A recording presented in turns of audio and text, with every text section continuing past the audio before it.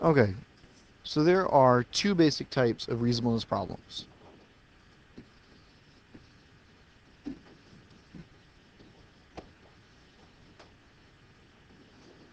The first kind is the kind where you know the total, or I'm sorry, where you know the number of groups.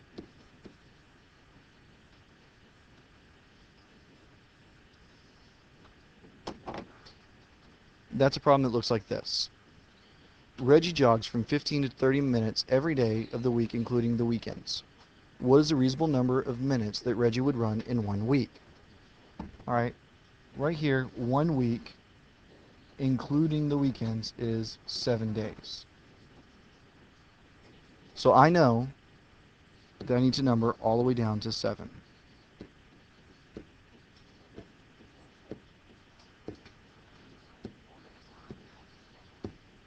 The reason why I'm doing 2 columns is because I'm going to have to do one with high and one with the low. Reggie jogs from 15 to 30 minutes. This information right here, I'm going to record down. The least amount of time that he jogs in a week is 15 minutes, but the most amount of time he jogs in a week is 30 minutes. So on this side, I'm going to fill in the rest with 15s.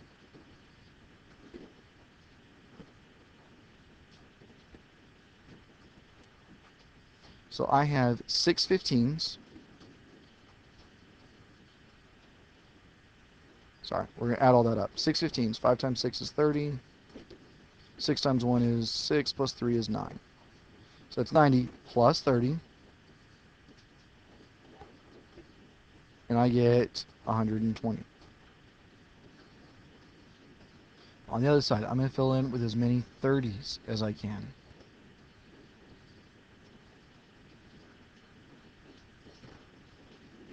Add them up.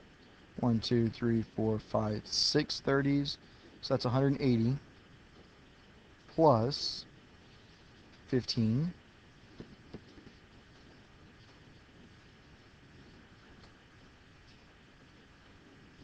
It's 195. Right? 1, 2, 3, 4, 5, 6. 6 times 3 is 18. That is 0. Plus 15. Yes, 195. So then it's asking me, what is a reasonable amount? Well, my answer can be anywhere between 120 and 195. So 110. That's over here. That's too little. 200 is over here. That's too big. 175 is right in the middle. That's where I'm looking for. So that's the first type of reasonableness. The second type of reasonableness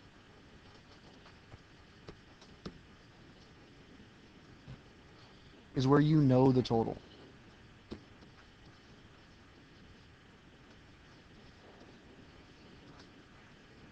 Okay?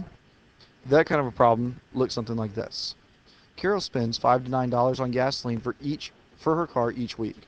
What is a reasonable number of weeks for her to spend $29 on gasoline? So right here, that's my magic number. That's what I'm trying to equal.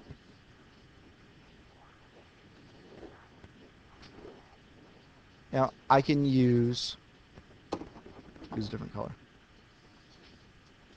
I can use 5, 6, 7, 8, and 9. Well, I know for at least 1 week she used 5, and another week she used 9. Because it tells me that that's the highest number and that's the lowest number.